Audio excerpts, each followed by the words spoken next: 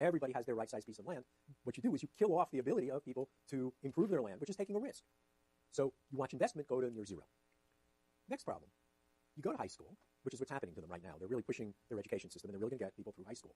And you do take that chem course, and you actually get interested in agriculture. You say, okay, look, I get it. The problem is the land around here is a little too acidic, and if I go and find some lime, which I know where to get, and I add the lime, then I can bring the acidity back into balance, and that'll allow me to fertilize the land, and I think I could handle a test kit, and then I could tell how much residual nutrients I have, and whether or not I have too much potassium, because there's been animals here for a while, like 1,000 years or 1,500 years, right? And I figured this all out, and now guess what? The return for your work in figuring this all out is you still get to manage only a fraction of a hectare. There's no way, if you actually figure it out, for you to buy stuff and take your knowledge and spread it over more land. Well, that's a problem. That means that you're going to have each and every one of like 20 or 30 million farmers understand how to farm at the same level as somebody who's farming 5 or 10,000 acres in Iowa in order to get real output from the place. It's just not the way brains and interests are distributed.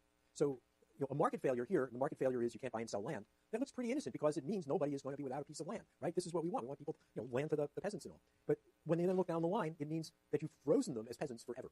And so maybe it's not so kind.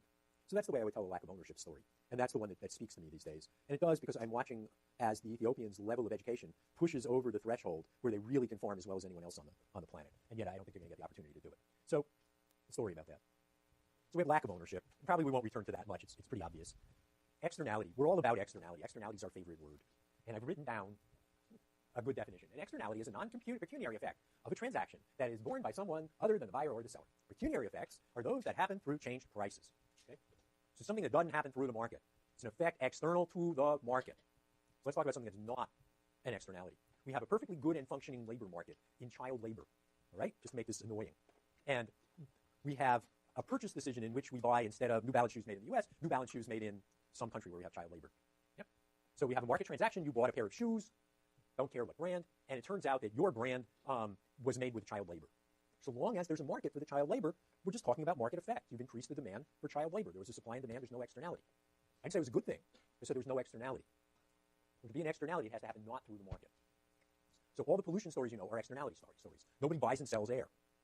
So if the people don't buy and sell air, clean air, and you do something, you have a market transaction, buy a little gasoline, and that throws a little gunk in the air, then the externality is you put gunk in there. It didn't happen through the market. You didn't have to pay for it. Right? No market effect. And I don't care how far down the chain it is. So I bought oil. The oil puts some gunk in the air, both because I burned the oil and because the refinery uses about 15% of their total energy to refine the product. So they put some gunk in the air. And they bought the oil from some guys somewhere else, and they also caused something to happen. It's all, the externality is purely the putting the stuff in the air. It's not changed by the fact that it's one away from the buyer, two away from the buyer. Doesn't matter how far. It's somebody in the chain somewhere did something outside the market that harmed other people. So let's suppose I could burn the oil and there was no externality. It all burns perfectly, and the gases, instead of going to the atmosphere, are balled up in a little tiny ball and hidden in the center of the earth, and this all works. It's magic, right? Suppose I magically could do it. There's still an externality. Why? Because I bought it from the refinery, and they put crap in the atmosphere. There's an externality, even though it wasn't my doing. If instead the refinery had to buy the rights to pollute from the government or from people who owned it, no externality. Right? There's a market for it. Yeah. Or any type of pollution.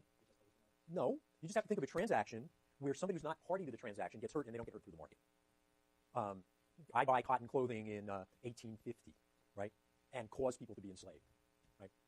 I think there's a market failure. There's a market failure in the labor market when you're discussing slavery. I heard somebody not through the market. They didn't get paid. They just got grabbed. I think that would work. I'm pushing it. I mostly think of pollution type stories. Someone have a better story? Two people make a transaction and some third person is hurt or helped, don't care, and they didn't get paid for it. No market for them. Yes, right. Exactly. That would work fine.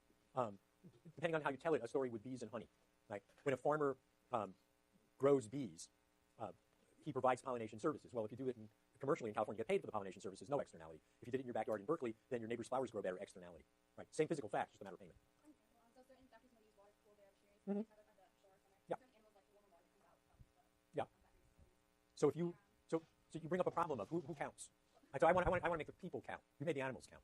Now that would be the right thing to do, but it's not what we normally do. I would then have to say, and therefore, people can hunt them with their cameras more easily. Yeah.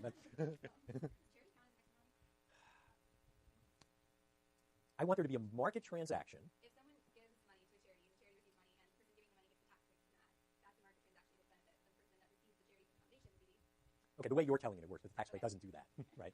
The tax rate just makes the government kick in about a third, right? But the question is charity. How do I deal with charity? Well, I'm just going to fall back on it's a voluntary exchange. And economists can be pretty cynical, and so I'm going to say you voluntarily traded some amount of money for whatever you got an exchange, which I'm going to describe as warm glow. Now, if you went to a Protestant or Catholic church when you grew up and you said to your pastor, and therefore I get warm glow, the guy would just want to take your head off, right? They would just not consider that to be a reasonable response. But we're just going to want to know what you get in exchange, and then we gave it a snarky name, warm glow. Okay, so I'm just going to elaborate your story. She's exactly right. You get a measles vaccine, and you make a market transaction. You decide, or your mother decides, you're going to get a measles vaccine. You pay out the money. They gives you the vaccine. It's a market transaction. You turn out to do it so you don't get measles. If anyone doesn't believe in vaccination, they can come talk to me after class. I can tell you all about measles, but not in any way that I want recorded. And there's a side effect outside that market transaction that the population gets herd immunity to measles, and then your other friend who's having chemo for her cancer and whose immunity is really low because of it is protected by the herd immunity, right? So she's a beneficiary and it's external to the market. Yeah, that works. Does it not? I found somebody. They weren't part of the transaction. The transaction was a normal market transaction. Outside of that transaction, there was a beneficiary. And so herd immunity in vaccination.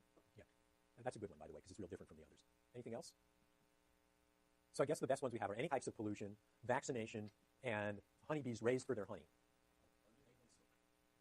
Yeah. Okay, I lived in a place which is one step behind us in getting rid of smoking. So what happens is that there's very little travel by car. So they're all traveling by tram. You can't smoke on the tram, but you can smoke at the tram stop. And so you can imagine what a tram stop looks like. They're still in the heavy smoking phase. And then the tram comes and they throw the cigarettes down on the ground. So yeah. All right. So if we go down that path, then you make a market transaction to smoke, but you're not the picture postcard smoker who pays the expected value of their health care. Right? If they do that, I don't see your problem. So long as smokers and non-smokers pay the same rates, then the smokers are, in fact, doing financial harm to the others. That's fair enough. And that's true under Obamacare, right? There's not separate smoker rates, is that right? Anyone really up on this? Are there not? I mean, somebody could figure this out. In the private healthcare market, there used to be. But if you are a group member at a firm like University of California, we have just one rate, independent of anything else. So the smokers indeed are causing a burden to the rest of us. But going down that line, if you think of Obamacare in general, what does it do? Is this a right-wing or left-wing thing? Oh, good, good. All right, is Obamacare a right-wing or left-wing thing, and why? And I can imagine two answers. I'll give the right-wing one if no one does. What do you think?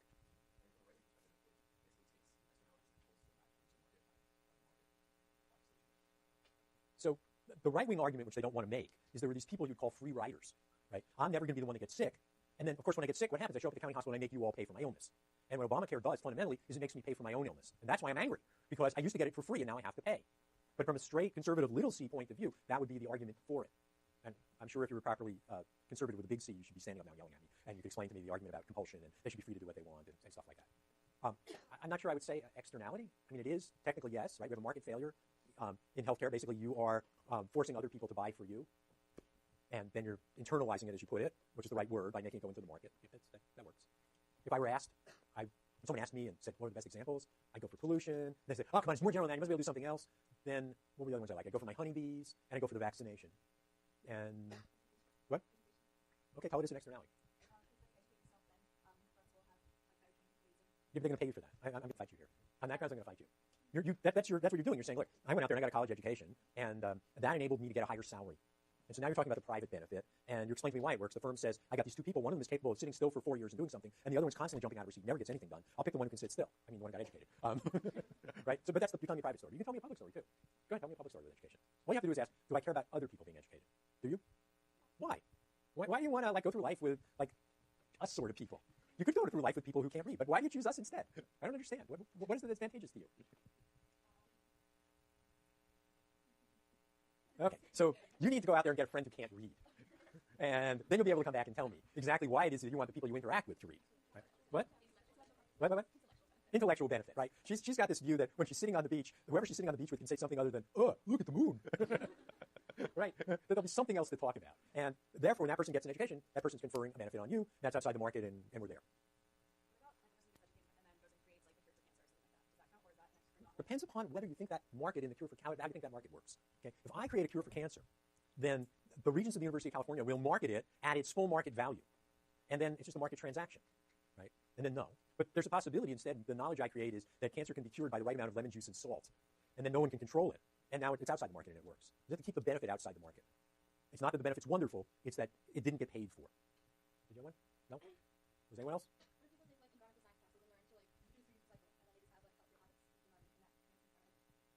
Yeah. So if I teach an environmental science class, you paid for the class, I got paid for teaching you the class, and so we have a market transaction, but then as a side effect, you do something that's good for the environment. That's a side effect, right? It's not mediated through the market. So maybe you want to hang out with people who have been educated, because then it's not so hard to say, look, if we went from these 50 types of beer bottles to this like one standardized beer bottle, then we could have one plant in the city, say Copenhagen, and it could just wash and refill these bottles, and we could drink out of them again, and put beer in them again, because there's nearly 1 million of us, and we're really packed in. This is going to work well. And then you could convince people because they would understand what you're talking about. That would be back to her point about why you want more educated population, because you would be able to implement things you couldn't implement in another population. Yeah, I go for it all. So we got an externality. Electric power. We've said this. All right, so wolves. So I got really interested in wolves when I was writing the textbook. If you have any of the things that were based on the American edition, you got the wolf on the cover. If you have the Japanese edition, you have a guy walking under some trees. And I don't remember what the third edition has for a cover, but I'm sure you've seen them all. So the story is, as you know, I keep wolves on my park. Yellowstone, in fact, does that. Wolves eat my neighbor's sheep. That's external. The neighbors, to begin with, didn't consent to have the sheep eaten, and they didn't get paid for them. Good guys set up the Bailey Wolf Indemnification Fund. They internalize the externality. People get paid for their sheep. There's no externality. And once I had somebody from Montana here, and she's the one who kept telling me about what else wolves do that I'm not taking account of, and why if one lives next to wolves and has children, one owns guns and stuff like that. So I do understand that. But the story I told here is lovely. Oh, look, and then we internalized the externality. It wasn't an externality anymore. Everyone was better off. The guy got paid for his sheep. The wolves went and made the environment better. Blah, blah, blah, blah. That's the way we want to tell it. Happy. Next thing that's very non-marketish is public good. So last night was the full moon, if I remember right. Right? And so one thing you might do in a full moon is you might go out and watch the full moon rise.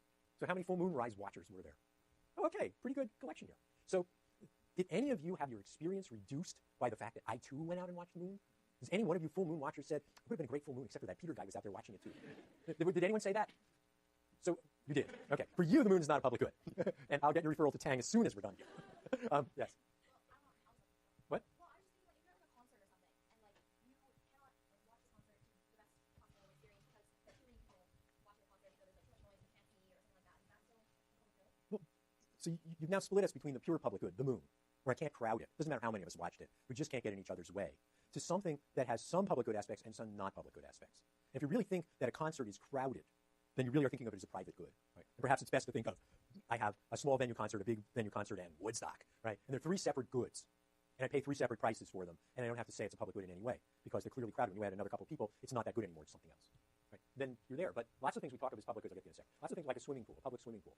Well, so think of one of the university swimming pools. If you get there and there are enough lanes for the people, and one more person jumps in, it's still a public good. They haven't crowded it. But one person beyond that, and suddenly you got claw marks on your back.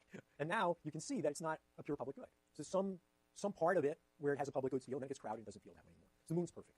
Yeah.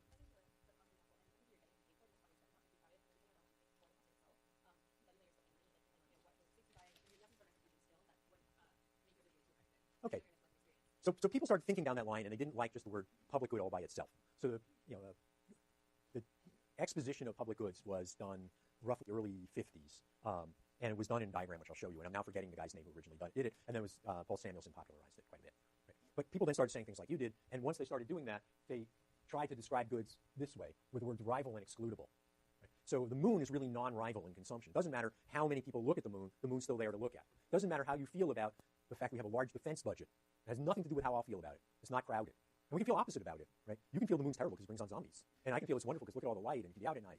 Right? We haven't crowded it. Whatever you and the moon had going had nothing negative or positive for me and the moon. Same with public defense, which is the classic one that Samuelson would use. So that's the idea of rival. But then there's a second problem of excludable. So the moon is not excludable. I can't stop you from looking at the moon, and it's not rival. So that's got all the characteristics. But other goods have other goods that are rival and are excludable. This is a candy bar. It is rival in consumption because when